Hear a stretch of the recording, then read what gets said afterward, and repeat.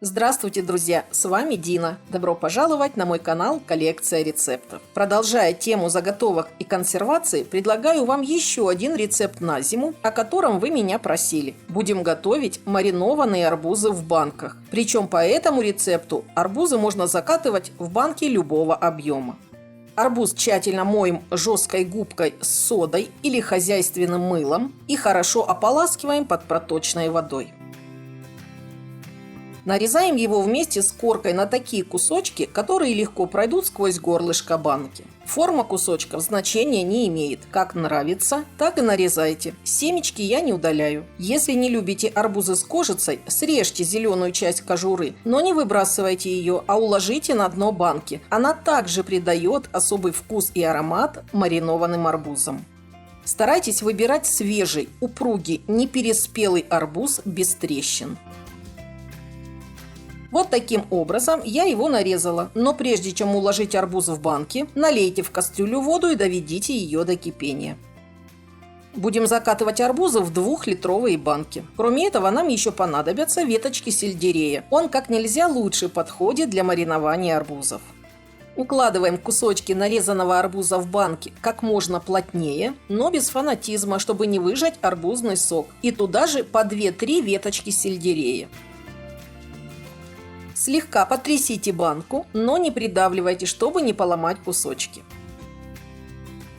У меня есть несколько рецептов маринованных арбузов, и каждый вкусен по-своему. С уксусом, с лимонной кислотой, с салициловой кислотой, с пряностями и так далее. Раньше я закрывала арбузы только в 3-литровых банках, и все пропорции были рассчитаны именно на такую тару. Но постепенно я пересчитала дозировку на литраж, и сегодня будем готовить рассол из расчета на 1,5 литра воды. Примерно столько помещается в одну 3-литровую банку.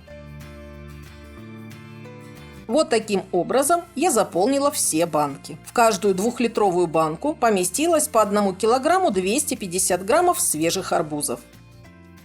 Тем временем вода в кастрюле закипела. Заливаем арбузы крутым кипятком.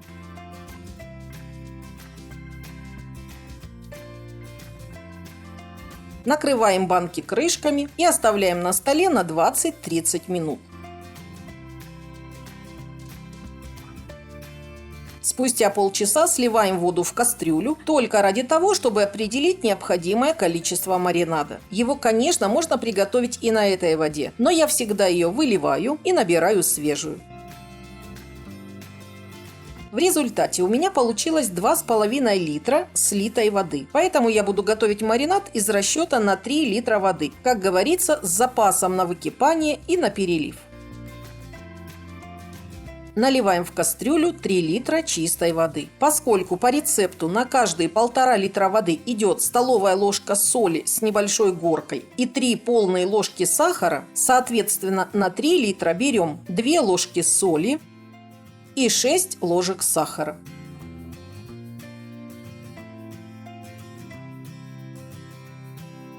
Кроме того, на каждые 1,5 литра воды всыпаем по 1 чайной ложке сухой лимонной кислоты. Значит, мне понадобится 2 чайные ложки. Все хорошо перемешиваем, отправляем на огонь, доводим маринад до кипения и кипящим заливаем в баночки.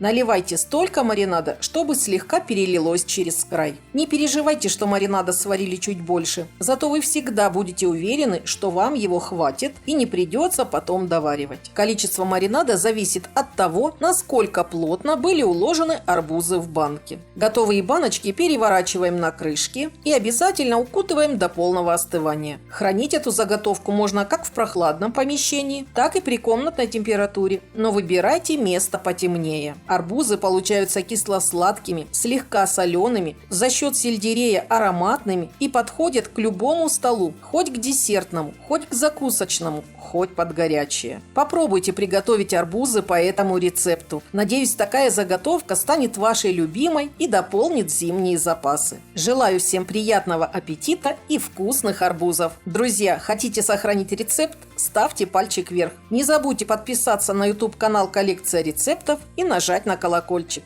Спасибо, что смотрите мои видео. А если остались вопросы, задавайте их в комментариях. На канале есть много тематических плейлистов, в том числе с рецептами заготовок и консервации. Все ссылки на экране и в описании. С вами была Дина. До новых встреч!